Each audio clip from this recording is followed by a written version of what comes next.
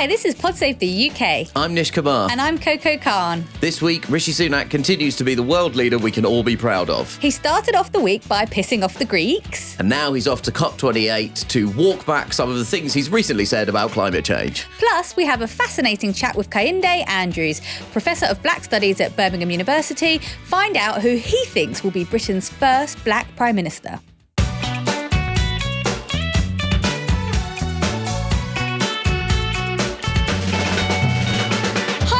How's your week been? My week's been good, Coco. How's your week been? Yeah, it's been good. I've been travelling around. I was in Liverpool just doing some reporting. I was in Folkestone in Kent for a book festival. I've been around. From Liverpool to Folkestone? Yeah. From the northwest to the southeast. Been around the world and I still can't find my baby. It's tough life. And my most exciting news is that I saw a UK banknote when I was in Liverpool, administered by the Bank of Ulster. And these notes, these Northern Irish pounds, don't have the Queen on it, or the King, or any royal. It's mainly... Who do they have on it? Just bunnies. Bunnies and birds. Bunnies and birds? Bunnies and birds, yeah. That's the Britain I can get behind. It might have been a special edition, but the idea that these notes exist, this currency can exist in the UK where it doesn't have the monarchs, I loved it. The Republican in me. That's joyful. Fascinating. Yeah. They may as well whack Adele on a fiver. Adele's a British icon everyone can get behind. You're never too big for Adele. Whack Adele on a fiver. Why not? Also, Nish, I notice you're wearing your Choose Love jumper. I am indeed. Choose Love, Help Refugees charity, and I did my annual piece of retail work because Choose Love actually opens a physical shop on Carnaby Street in London every year. It's open this year. If you're in London, check it out. You can actually go in and buy supplies that refugees need for the winter. Things like tents, kids' winter coats. It's really, really incredible. They do it every year, and it's a really wonderful thing. If you're in London or New York, they've got physical shops. If you're in neither of those places, or if you just can't be bothered to leave your house, you can also do an online shop. So you can go to www.choose.love and buy essential supplies that could be life-saving for refugees. And you just buy it and it immediately goes directly to the people that need it. It's a really great charity. And anyway, every year I do something at the shop. And this year it took the form of me volunteering on the tills. That lasted about 30 seconds. And eventually the safest thing for me to do was just stand outside holding a sign like the Golf Sale Arrow guys. You know, like the guys that they hold the big placards that say Golf Sale this way. I was that for the Choose Love shop. I think they made the right choice. It's like service 100%. With a smile. Like you'd be very service with a grimace. Service with some snark. That's not what you want, is it? Well, at one point, the arrow was pointing in the wrong direction, Coco. So you're born for this sector. Yeah, I'm not sure that there's any practical use for me in a shop. It's been another eventful week in British politics. I wouldn't say we're missing Suella quite yet, but the new Home Secretary, James Cleverly, has hardly covered himself in glory so far. He's had to apologise to the House of Commons for using unparliamentary language, although he denied accusations that he insulted a Labour MP's constituency of Stockton North by calling it a shithole. I know what I said. I rejected the accusation that I criticised his constituency. My criticism, which I made from a sedentary position about the honourable gentleman, used inappropriate language, for which I apologise. But I will not accept that my criticism was of his constituency, because it was not. Who was it of? Did he call a man a shithole? Maybe he said shithead, shithole. Anyway, not to be outdone, his boss, the Prime Minister and professional charisma vacuum Rishi Sunak, insulted an entire country. He sparked a diplomatic row by cancelling a meeting with Greece's Prime Minister Kyriakos Mitsotakis at Downing Street at the last minute. Apparently because he was annoyed that the Greek Prime Minister had made reference to the controversy over the contested sculptures known as the Elgin Marbles here and the Parthenon Marbles in Greece, where they're actually from. This was all on Laura Kuenssberg's BBC One show. This is not a question of returning artifacts whose ownership we question. We feel that these sculptures belong to Greece and that they were essentially stolen. But this is not, in my mind, an ownership question. This is a reunification argument. Where can you best appreciate what is essentially one monument? I mean, it's as if I told you that you would cut the Mona Lisa in half, and you would have half of it at the Louvre and half of it at the British Museum, do you think your viewers would appreciate the beauty of the painting in such a way? Well, this is exactly what happened with the Parthenon sculptures. So these Parthenon sculptures are a collection of Greek sculptures that the British took from the Acropolis in Athens between the years 1801 and 1812 and are now available to view in the British Museum in London. Now, the claim is that the Ottomans allowed them to be taken, but the Greeks reckon otherwise. And the UK argues that giving them back would undermine other museum collections. And that, we like having them in London. It's an unfathomable argument. These sculptures were smashed and taken out of the Acropolis, like physically removed with hammers and stuff. And they've now been plonked in the British Museum.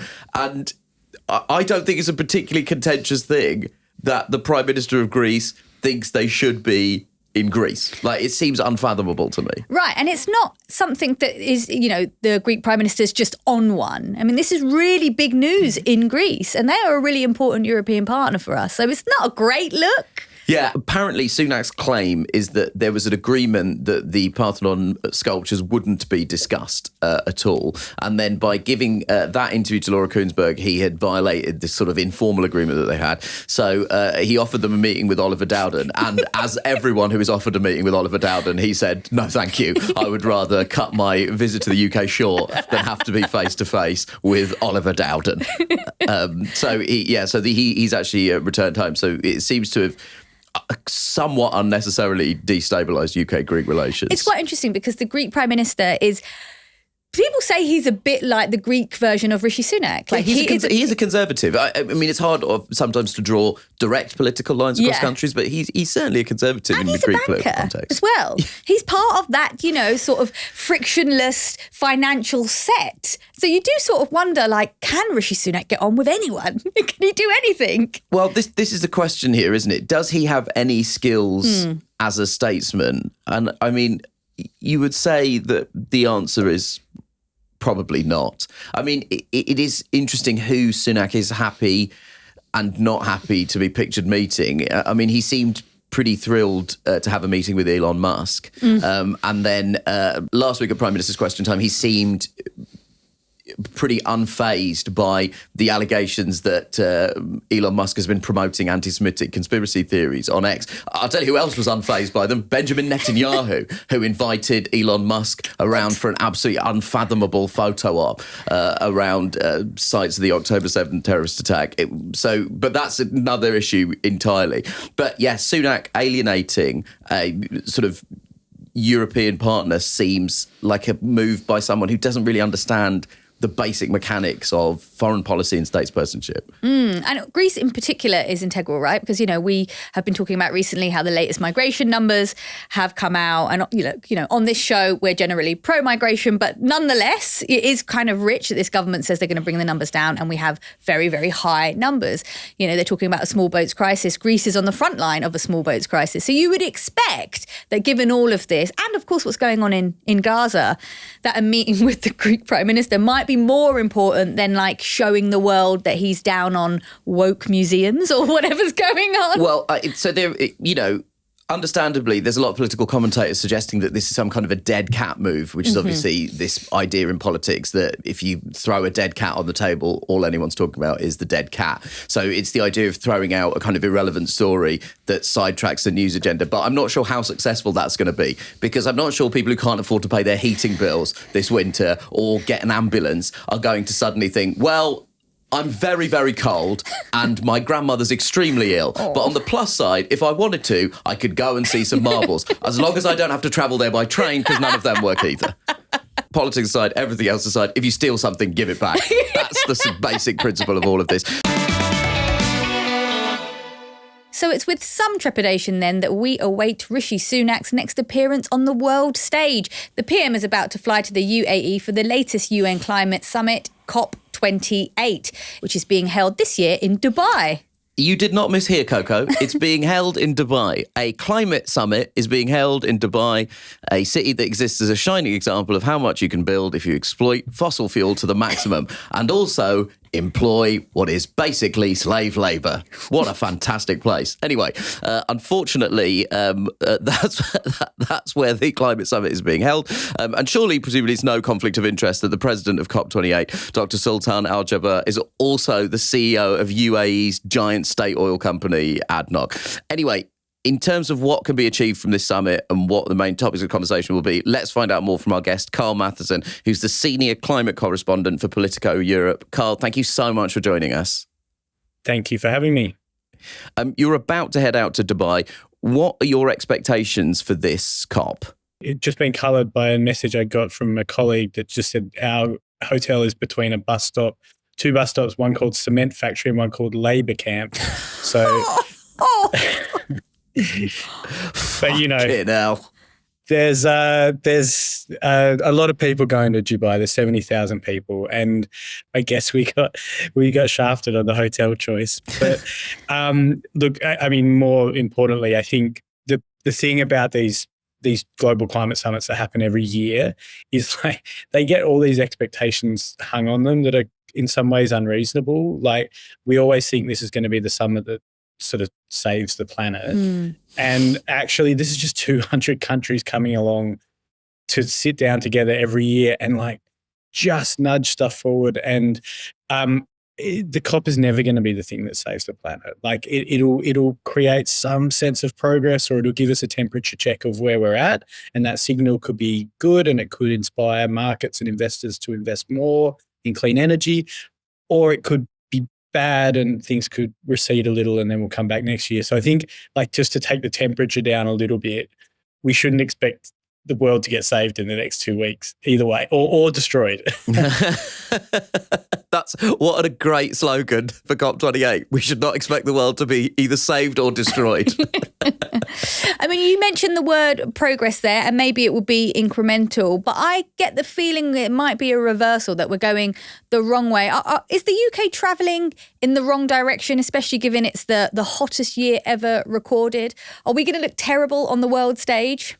This is happening all over the world is one thing to say. So I spent the last 3 years reporting from Brussels, and even in Brussels, which is sort of this, shining green light, the last few months have been very, very difficult for green politics there too, because I think there's a sense amongst a lot of voters that they're worried about climate policy, that it's going to cost them too much. There's a cost of living crisis.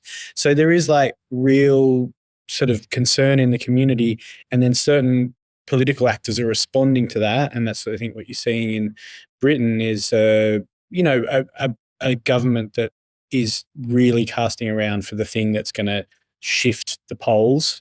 And so there's some gesturing towards, we're gonna walk back on some policies. It's kind of interesting though, if you look at what Sunak has actually said, he's moved back some policies around electric vehicles, gas boilers, but a lot of the UK's like climate policy still remains intact and is actually moving forward. And there's like interesting signals from investments coming into the grid. And, you had the Nissan announcement this week where they're going to invest in making electric vehicles in Sunderland. So it's kind of weird because you've got this top line signaling, which is quite negative. And then actually underneath it, what the government is doing is like mostly business as usual. And, we've been talking about it as a kind of like almost lack of virtue signaling. It's like the opposite of what you would expect. They're trying to make a political case to a certain constituency domestically. How that then plays on the world stage is the real question. Like this is now Sunak and his ministers have to go to Dubai and kind of own that domestic politics. And I think that's going to be quite hard for them. I think there's going to be some tough questions being asked, and it doesn't bode well for the COP, because the UK is one of just a handful of countries that really do actually genuinely push this stuff forward year on year out. Is there any concern amongst kind of our natural international allies? In the last sort of decade, the UK's in a lot of ways been moving in the right direction on climate. Is there a danger of Sunak, in terms of this conference, compromising his own international standing as and compromising the UK standing as a leader on these kind of things? I think that's already happened. I think Right. because of what he said domestically, that has been noticed around the world.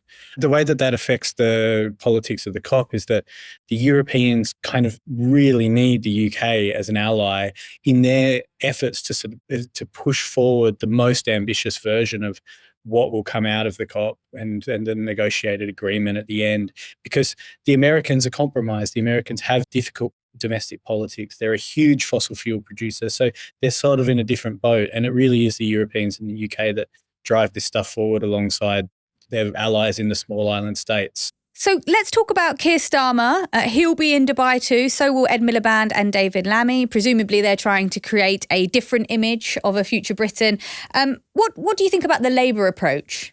The Labour approach is kind of interesting, isn't it? Because they are obsessed with the idea of winning the next election, obviously.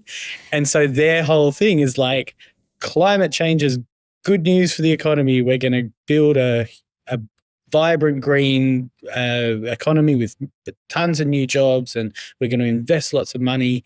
They don't want to talk about the other side of climate policy, which is, hey, you know what? You might have to fit a new boiler in your home, or actually a heat pump, which might actually be slightly more expensive. They don't want to talk about the kind of regulation. So they're all very much about carrots and not sticks leading into the election. I don't think that that's a realistic proposition in government. They will have to regulate to meet their climate targets eventually, as well as doing this kind of Joe Biden inspired, we're going to just invest tons in all of the great British industries. And so that's the challenge, or the sort of departure from reality that Labor are kind of toying with at the moment before they actually hit government.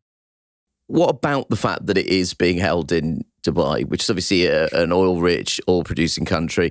There are also reports that the UAE is intent on using the gathering as an opportunity to do deals for its oil. Is this whole summit capsized by the choice of location? If this COP ends up being a real bust, yeah, it would be wrong to point to the UAE and say this is all because of you, because there's 200 countries at this COP and all they are is the host. They convene the countries. What comes out is actually ultimately down to the 200 nations present, and it would be a mistake at the end if we all sort of just turn around and blame the UAE. Having said that, look, there is obviously a conflict of interest in an oil CEO hosting the COP. I think it's completely unsurprising now that we're seeing reports that he was being advised to broker deals as he went around the world meeting other countries on oil and gas, because that's literally his day job. His job is to make these deals. And then he had this other job as a government official working on climate. So I think it's utterly unsurprising that we now have some documentary evidence that this was happening. The impact of this is more going to be on the mood of the COP and how toxic it gets if things start going wrong, because the presidency needs the trust of all the countries, and every report that we have like this hurts that trust. So they're going to have to really pull it out of the bag, I think, is basically, I think they're probably feeling intense pressure now to do something pretty remarkable with this COP, because they know that the narrative will be about them. Listen, it's just so that we don't end on all doom and gloom. There is potential upsides here, because you've got people in the room that need to hear the messages of COP more than anybody else, really.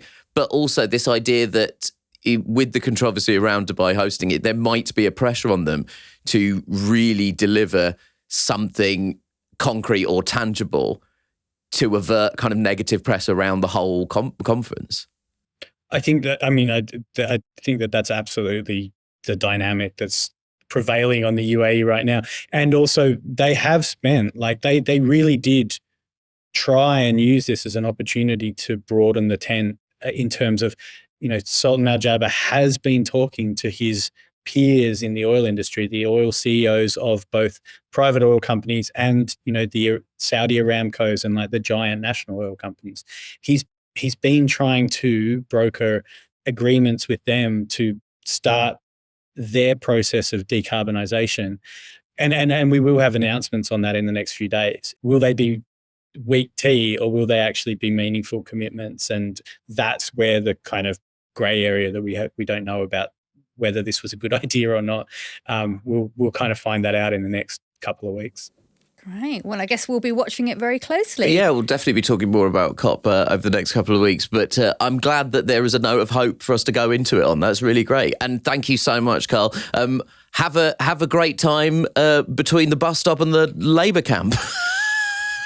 Thanks, guys. Take your sunscreen. It's very hot everywhere, actually. Anyway, see you later, Karl. Cheers. Bye. Coming up next, we've got a fantastic interview we recorded with Kehinde Andrews a couple of weeks ago. We cover a huge amount of subjects. It was a fascinating chat. We also talk about his new book, The Psychosis of Whiteness. That's coming up next. On this podcast, we look at ways to navigate conversations with people we vehemently disagree with. Should you turn a Tory? Is it worth being in the firing line time and time again to debate right-wing views? Or is a radical approach the best way to get closer to meaningful change? Kehinde Andrews, who's joining us now, has frequently jumped into the eye of media storms. He's particularly navigated conversations on racism, often with those who choose to not see what's painfully obvious. He's a professor of Black Studies at Birmingham City University, and his latest book is called The Psychosis of Whiteness. And it's a text that's aptly summarised by its subtitle, Surviving the Insanity of a Racist World. Kehinde Andrews, welcome to Pod Save the UK. So we are going to talk about the book, but I just wanted to speak to you firstly about this current government. And when I mean this current government, let's just broad brushstrokes say the last sort of 5 years. So we've had a lot of high profile POC politicians. So, right now, obviously, Rishi Sunak, the first person of colour Prime Minister.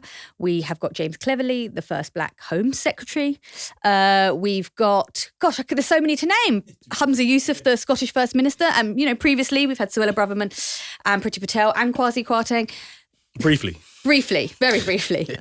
So there is this idea that whether we like it or not, the Conservatives are doing better, I'd use quote marks, on race than we are. And even when I'm hanging around in kind of like, whatever, progressive lefty circles, you'll hear people say, look, I don't like the Tories, but you have to admit, it is a bit special, isn't it? It is a bit special. But your book would say no.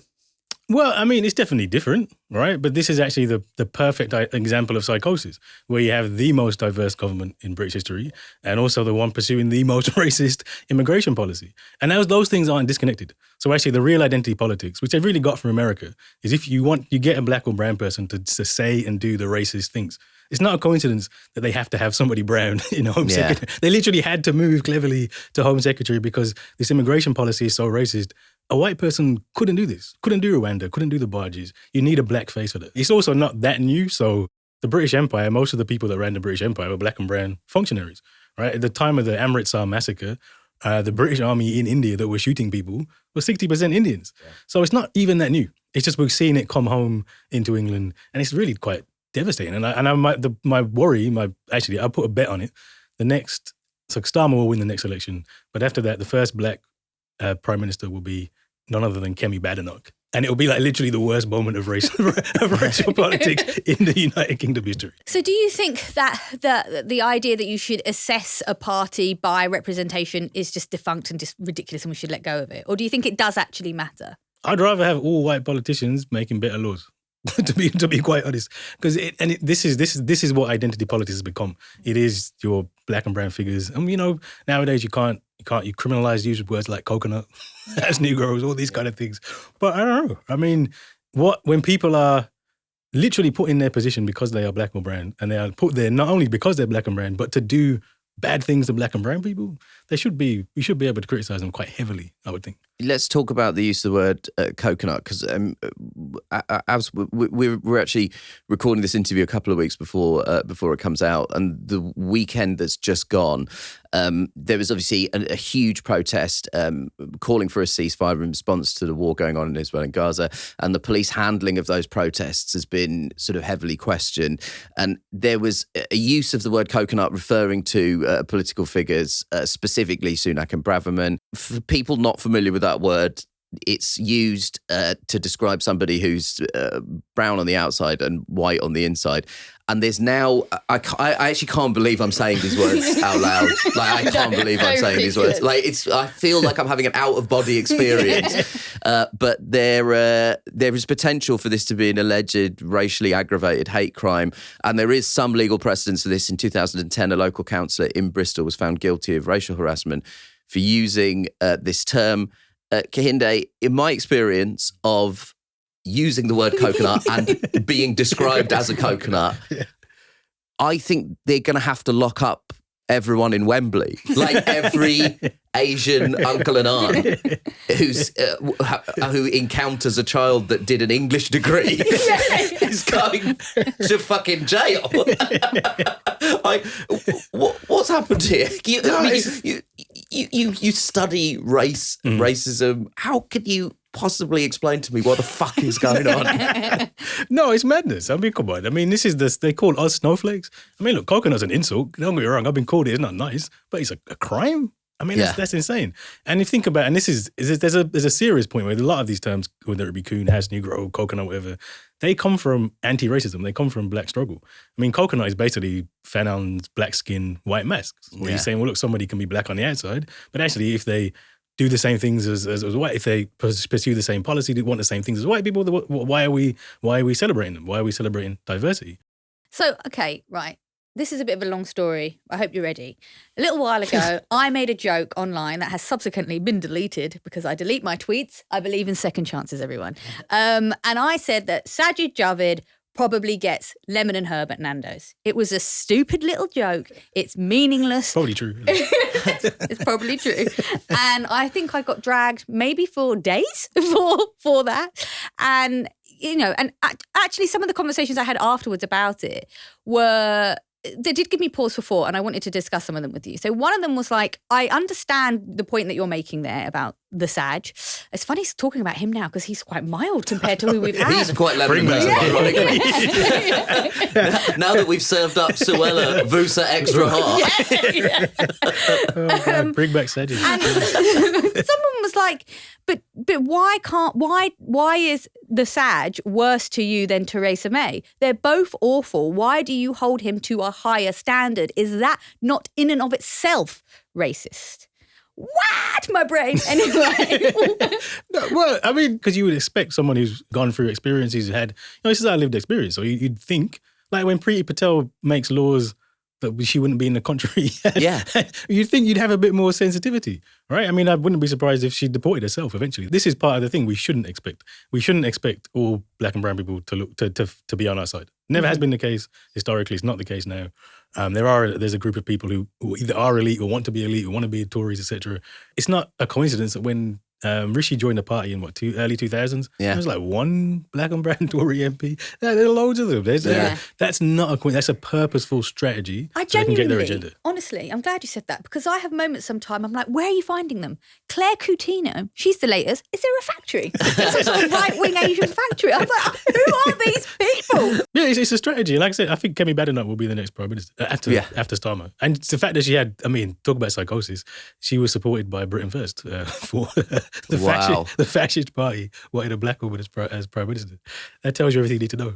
Let's talk about the book because there's a specific framing put around racism and whiteness, which kind of wrapping up a couple of things we talked about already.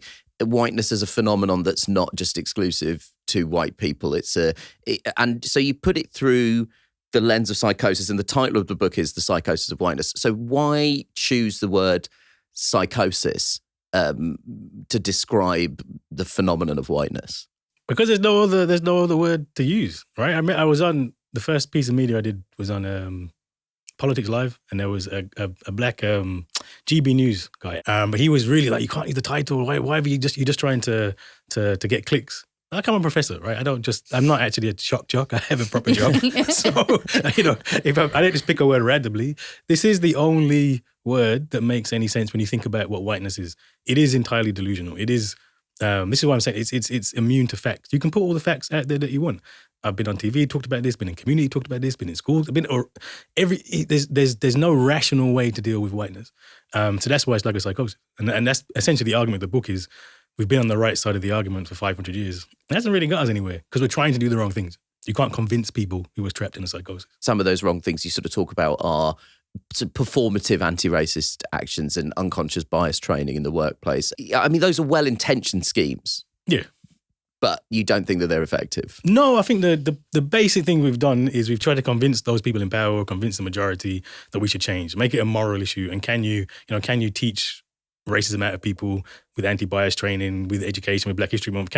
That's kind of the approach we've taken. Like, the more people know, the more we can convince them not to be racist. And that's nonsense. That is not how it works. Society is racist because we need it to produce the goods we have today. Slavery happens because they need to produce cotton, etc., sugar. Today, the poorest parts of the world is so-called sub-Saharan Africa, and the richest parts are the West. White people at the top, Black people at the bottom, everybody else in between. That's necessary because we need to take resources, we need to take labor from Asia and China, etc. So racism exists because it is the economic system, and whiteness and the ideas that keeps it in place, that's produced by the system.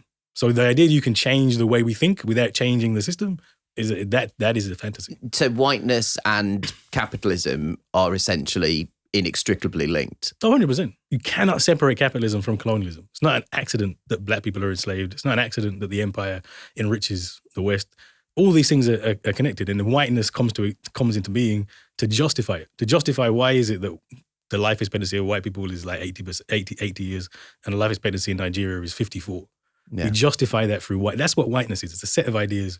And not just for white people, many of us embrace it. Kemi Badenoch is a perfect example of somebody in the grip of the psychosis. If we just take the post-2008 politics in the UK and the US, you can see the two of them are inextricably linked, because you've got, if we weren't talking about stopping the boats and talking about immigrants taking our resources, we would be able to have a conversation about how the public finances were essentially asset stripped to pay off debts accrued by the deregulated financial sector. Yeah, exactly. I mean, you think about this identity politics of the right kind of starts with Thatcher, when they want to get rid of social democracy. They want to cut the tax rates. They want to, and then since what you've seen since that massive cut in tax is that obviously hospitals don't work as well. There's no housing. Stuff stops working when you stop taxing rich people. Yeah. But what they've done really well is they blamed us. No, it's immigrants, it's migrants, stop people coming in. And so your average person believes that the problem is you and me, not the rich people who keep taking all the money, right? I do want to talk to you about the title of this book, though, because it has attracted some controversy. Mm-hmm. Mainly it's around the word psychosis. Is it ableist? I know you talk about this in the book, but just for our listeners, I wondered if you just explain why you decided to go with this. Actually, the history of psychosis is more political than it is medical. So in the early 20th century in the States, it's about rich white people, white women. Black people aren't seen to be mentally developed enough to have a psychosis, right? It's only really in the 60s that it shifts, when you have Black power and civil rights, that they start to say, oh no, there's something wrong with these people. And there's a long history of the idea that Black people want to be free means we're crazy, goes all the way back to slavery. And so psychosis shifts and becomes a label for us, and it becomes the psychosis we now think of. So I wanted to trouble the notion of psychosis. Psychosis is not this objective thing we think it is. And it has been applied. Black people are about between 7 and 14 times more likely to be diagnosed with psychosis and to be sectioned under the Mental Health Act. So I purposely picked it because it's something we need to rethink. Also, I would say you do talk about being something of a provocateur in the book. And I did want to ask you about that. You go on TV and you argue with Piers Morgan. One, why? Genuinely, on a personal level, how is that for you? And on a kind of political level, do you think that work is still important? I enjoy it, to be honest. Do you actually enjoy it? I really do. Well, I think I say watching him turn red made me understand what the term gammon meant. Yeah. I mean, I really got it. No, because again, this is what are we trying to get out of these things? I don't go on there trying to convince him. That's pointless. I know you're not going to convince him. I go on there. Every time I'll have a set of things I want to say or something.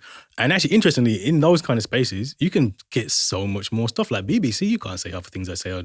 Right. So we had a whole thing about Psychosis of Whiteness on GMB. I said the British Empire is worse than the Nazis.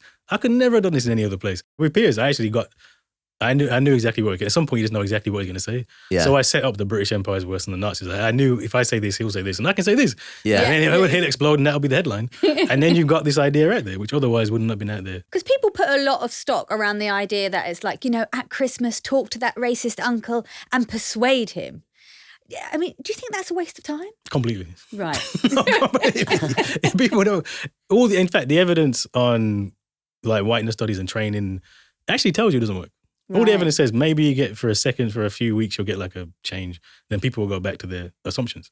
This is what I'm saying is a psychosis. There's no way to deal with it in that sense. We should be trying to fix this political economic system, not trying to convince people, because there's no evidence that that works. One of the things that we try and focus on is kind of tangible takeaways and focus on solutions. If the long-term goal is remodeling the political and economic systems, what's the kind of short-term goal that you could potentially press a Labour government for, if that's where we're going? Yeah, I mean, the idea that Labour's going to give you anything that's psychosis. I'm telling you, Labour's better than Tories. I'll vote Labour certainly, but it's not. I don't expect anything. I don't expect them to solve the problem. Yeah, right. So, I mean, I'm strongly arguing for what black radicalism is, that we organise, we create connections across Africa and the diaspora. We're hoping to have, for Malcolm X's 100th birthday, a Congress of African People in 2025 on the continent. I haven't got a venue, which is why I haven't really told anybody. But this is the long term, that's what we should be doing, trying to get allies and trying to get even more black professors. It's not a bad thing, but it's not a thing that solves the problem. And too often what happens is we get stuck with this trying to fix the symptoms, because the symptoms kill us, right? So, but if you don't actually fix a disease, then you just always going to have the same problems reoccurring. But I mean, you work in academia. Mm-hmm. There is definitely a role for education, right? How else do you wake people up? Unless you tell them, no? Yeah. I'm the most reluctant professor in the world. In fact, I very rarely use the title, honestly. Yeah. Because what I've started thinking about as a metaphor is that the professor's like slave preacher. If you actually look at what the purpose of higher education is, it's not this lefty radical thing that the right wing likes to pretend. It's deeply conservative. You're just getting students in debt. It's hugely problematic. I won't go into a lot of detail, but in many ways it's similar to a slave preacher. Like, the purpose of the school system is to keep us passive, keep us in the system. And that's why I have my role. But also, in the more positive sense, it was often the slave preachers like Nat Turner in America, Denmark Vesey, Sam Sharp in Jamaica, who led rebellions. Because they had privileges. They were the ones who could read. They were the ones who could congregate in large groups of people. They could travel between plantations. And most slave preachers just slave preached. But there were those who took their privilege and kind of used to undermine the system. So that's the only reason I stay in academia. Just on a personal level, is that lonely? You refer throughout the book. I don't want to The man says he debates Piers Morgan for fun. So that tells you how much he's enjoying it. I have no hobbies. There's various references through the book of my current employer. I try not to lean too hard on that, but there's various references to my at time of publication employer. Do you sort of feel isolated in not just your specific institution, but in higher education as a whole? Yeah, I'm trying to get fired, but they won't do it. I've read the book. Please. I don't think anybody's ready. I think that's the problem. Once the managers read it, maybe then. But actually, part of the reason for writing it was to point out to people that it's actually lonelier when you try to make it in these white institutions. I mean, there's so few black professors. There's 160 in the whole country, 45 black women professors.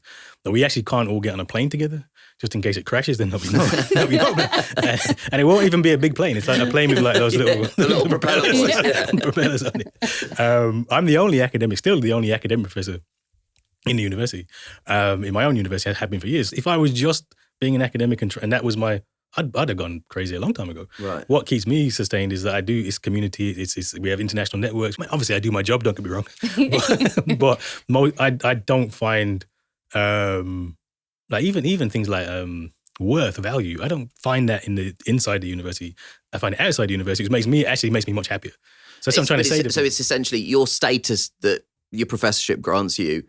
It's the satisfaction you get is what you're able to do with that status, right? Outside of the institution, potentially. Yeah, and I stress outside because, to be quite honest, the status inside hasn't got me much. In fact, since I got professor, it got worse.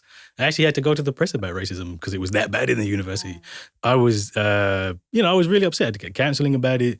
And I went to my mum and I told her the story, and she was like, well, that's what being black is, and kind of walked off. And I was like, wow, I expected some sympathy. There was no sympathy, but it taught me a lesson. I expected to be treated properly by a race institution because of my professorship. Forget it, you can't do that. And actually, since then, I've taken a step back and it's like, well, look, it's a job and I'll do what needs, but I can't, my relationship to the place has changed, but in a way that actually makes me much more whole. And I think this is for all of us. But if Kemi Badenoch took the highest office, do you think she could be immune to this? I think to some extent, because when you're in these spaces, even if you can get success, like Kemi will get success, there'll be a time, there'll be a moment. Like Britain First don't really like Kemi Badenoch. Yeah. They like what she can do for them. Yeah. And at some point, it will all come crashing down for everybody. What makes you hopeful in amongst all of this? What makes you hopeful and keeps you driven? Yeah, so I'm actually incredibly hopeful because radicals are always hopeful. I'm just saying if we keep doing the same things, it's not going to, that's the definition of madness, right? That's the wrong thing to do. What gives me hope is that I think people are now realizing that you can't get change. And I think for the last 40 years, 50 years, we really have, can we reform things? Can we get more representation? This government proves beyond a shadow of a doubt that representation does not mean things get better. So I think this particularly younger people are seeing that, like Malcolm X said, this system can no more provide freedom, justice, and equality than a chicken can lay a duck egg. It's just not meant to do it, right? And once people understand that, then we'll start to say, well, let's do the revolution, but let's build the radical practice. I'm actually not a critical race theorist. Surprise, surprise. Like critical race theory is one thing which I don't do, but everybody black does apparently. But one of the things from critical race theory is the idea of interest convergence. So the only time you get big changes is when the interests of minorities converge in the interests of the majority. That's what we should be thinking, interest convergence, not allyship. And the example I give in the book is Black Studies. So we have the first Black Studies degree in Europe. And it's not because we made any moral appeals. It's not because I convinced the same boss who I had to complain about to the press about racism, about anything. It was because they started charging students fees in 2017. We could get an unlimited amount of students. And I literally went to uni and said, look, we're the only place in the country that could do this. We could make money. And that's how we got Black Studies, right? Interest convergence. None of the people who did that were allies, as I later found out, obviously. But that's how you get change. So if you really do want to have change, we should think much more about that rather than trying to convince people to be on our side. But that makes it sound, if we want change, we should find a way to make money from it. It depends. Like in that example, it was money, but it could be protest, right? So protest will bring boycotts. Bristol bus boycott in 63, that was interest convergence. Yeah. So yeah, this protest, it's the economic argument, those kind of things. There's not one positive change that's happened because we've convinced the people in power that it's the right thing to do, because for moral reasons. It's always about economic, political pressure. Those kind of, that's how you get the change you want. That makes me a bit hopeless because I really care about the planet Earth. And I sometimes have this moment being like, what could be more self-interested than saving the planet so that you don't die at scale? And I've been surprised how little that has worked. So, that idea of making people see that social justice is in their interest, it's hard. No, but that's again, and actually so much of the climate is about white supremacy. The idea of constant growth, the idea of the way you have to treat the land, the idea of this exploitation of the earth is, again, intricately linked into white supremacy, which is why it's impervious to reason. You'd think it's pretty obvious, like we're all going to die. You should do something different. But so again, my strategy for climate change, that's not going to work. It doesn't work. So the protest is one. Maybe you can push that way. What we should be pushing is the Green New Deal. It's good for the economy, et cetera, et cetera. That's the argument's going to win. That's how you're going to get the changes that you need. Because it's not going to be a moral, this makes sense. Because we don't do things rationally. In conclusion, bribery. That's the new PS UK campaign, Bribe a White. Hey, you said it. Kehinde, thank you so much for joining us for an interview that somehow I think is going to get all of us fired. At last, thank you. #Bribe a White. So that was Kehinde Andrews. He's the author of The Psychosis of Whiteness, Surviving the Insanity of a Racist World, out now in all good bookshops. So it's time for you to reveal the PS UK Villain of the Week, Nish. My villain this week is a political party that I've been previously not wanting to talk about, but it feels like their success is at the very least noteworthy at the moment, especially in the polling. It's the UK Reform Party. Now, for those of you who are blessed enough to have no idea who these people are, their leader is Richard Tice, who's a right-wing multimillionaire who bankrolled the Brexit movement. And they have an honorary president, Mr. Nigel Farage, who is, of course, currently sunning himself in Australia, where he's doing a reality TV show called I'm a Celebrity, Get Me Out of Here, which seems to involve him downing smoothies made of dogs' dicks. Earlier this week, Christine McCannier, the General Secretary of Unison, accused Tice of harking back to the 1940s after he said high levels of immigration were changing the nature of our country and making us poorer culturally. Now, the reason it feels noteworthy to talk about them at the moment is they have started to poll at the same amount as the Liberal Democrats, right? So the latest polls show the Conservatives on 21% and the Reform Party up to 10%. Now, obviously, the UK Reform Party polling at 10% is a worrying thing in of itself, but it's more about the impact it will have on the Conservative Party, because as we've seen in the last 13 years, if the Conservative Party is concerned about being outflanked on the right, it tacks harder and harder to the right to head off that whatever movement it is, whether it's the Brexit Party, the UK Independence Party. They have constantly tried to absorb the harder right by doing things like, say, for example, giving them a Brexit referendum. And the UK Reform Party is not just coming after Conservative voters on the hard right of the party, it's also going after Conservative MPs. So Lee Anderson has actually claimed this week, he's an MP that I think we would all agree comes from the very much hard right of the Conservative Party. He's claiming that he was offered money to switch to Reform UK. Now, Richard Tice has denied that that happened, but he has said that he's had numerous discussions with Conservative MPs, including ministers, who are furious with what he claims is the government's betrayal on migration. So this is further toxifying the debate around migration and going to further poison our politics and make the next general election even uglier than it's already shaping up to be. And the other thing that concerns me about Reform UK is, you know, we are seeing a real swing towards the hard right. In recent elections in the Netherlands and Argentina, we're really seeing this kind of ugly side. The AfD is surging in Germany. Marine Le Pen as well. Marine Le Pen. These are all things that should deeply concern us. It's really, really scary. What's happening at the moment, the Argentinian result, what's happened in the Netherlands with Geert Wilders, and, you know, the surge of the AfD, the rise of Le Pen again in France. I don't know how many Indiana Jones movies we all have to watch to know that Nazis are bad. Yeah. I seriously don't. Is nobody getting the message of these goddamn movies? How many Indiana Jones? Harrison Ford is in his 80s. Is he going to have to keep making them until he's dead? Are we going to have to get a hologram of Harrison Ford to continue driving this message home? I find the rise of the hard right and our obsession with talking about the Second World War impossible to square in this country. All we ever do is say, never forget what happened in the Second World War. Never forget what happened in the Second World War. Ooh, these extremely right-wing politicians have nice haircuts. This country's motto should be never forget, but also never learn. God. For legal reasons, I should clarify, I'm not calling Reform UK Nazis. My hero of the week is someone who has been trying to take a stand against exactly what you're talking about. So my hero of the week is Nick Lowles. He's the managing director of Hope Not Hate, which is a group which campaigns against racism and fascism. So I'll be honest, I only recently came across Nick Lowles online. I'm aware of Hope Not Hate. Funnily enough, I was actually just saying to the producers this morning, I first came across Hope Not Hate because they were involved with Love Music, Hate Racism, if you remember that. One of my very formative political experiences.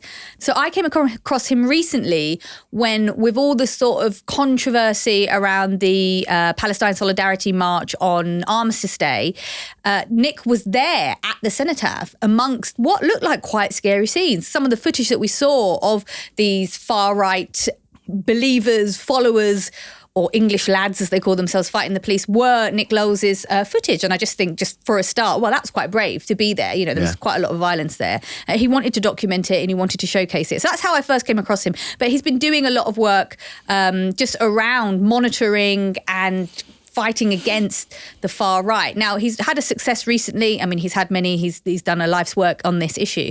But the one I want to talk to you about is how he exposed a historian called Nicky Shaw. So Channel 5 were going to show a documentary this week. It was called The Year the Thames Flooded, and Nicky Shaw was going to contribute. Nick Lowell's highlighted some statements that this Shaw had previously made. She was very much on his radar. She had allegedly called for the singer Sam Smith to be gassed, and reports show that she posted images of herself doing a Hitler salute and licking a swastika lollipop. Hope Not Hate also claimed that Shaw mixes with members of neo-Nazi group Combat 18, and they also said her Facebook page was riddled with vile racism and dehumanising language. Following the work that Nick did to highlight this, he posted about it online, he gathered support. Channel 5 pulled the show from their schedule, saying, "We will not be airing the film while producers look into this further." I think that is an amazing bit of work that he's done. So thank you to Nick Lowell, our hero of the week. Great choice, Coco. We've actually also had a listener suggestion for Hero of the Week. Polly Enos Theobald has emailed us to say, your last episode highlighted the campaigners Stop MSG Sphere London. Could I suggest another campaign group working hard towards a similar goal? Keep Campfields Closed are a group in Oxford working to keep an immigration removal centre from being developed on the site of a previous detention centre. I may not know much about the best way to help those seeking asylum in the UK, but opening these centres similar to Bibby Stockholm and the camps in Calais seems abhorrent. Many thanks for all that you guys do. You do make the issues of today a lot more digestible than having to wade through the shit solo. Well, thanks very much, Polly. That's nice. very, very sweet. But we're also delighted to give the people involved in Keep Campfields Closed a shout out. That seems like an extremely worthwhile cause, and it's work that we're very, very glad that you're doing. And if you want to find out more about what they're doing and why they're doing it, we'll pop a link in this week's episode description. Yeah, absolutely. Couldn't agree more. Campfields had lots of controversy around it when it was open. People went on hunger strikes. There were deaths. There was violence. It's not the sort of thing you want to repeat. So thank you for highlighting that. And thanks to everybody who emailed us in, as ever. Quickly, a couple of episodes ago, we had an interview with LBC's James O'Brien. It was a great chat and it's well worth going back to if you missed it. Now, in that interview, we mentioned Jeremy Corbyn's TV clash with Piers Morgan, in which the former Labour leader refused to say that Hamas were a terrorist group.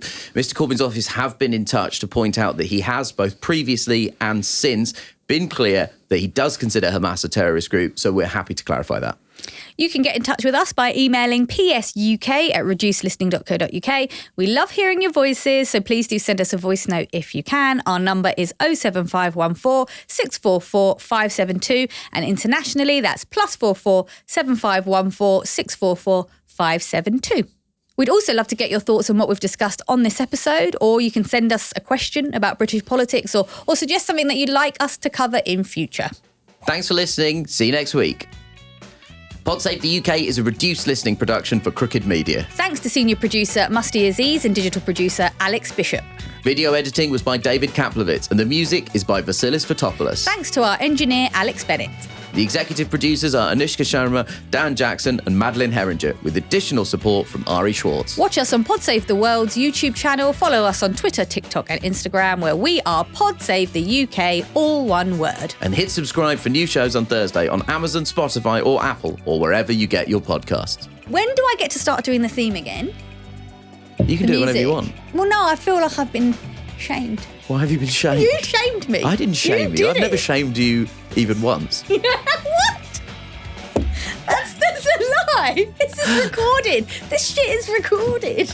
I don't feel that I shamed you about the theme tune. I believe I encouraged your musical flourish. You think that's encouragement? Yeah. Fucking hell.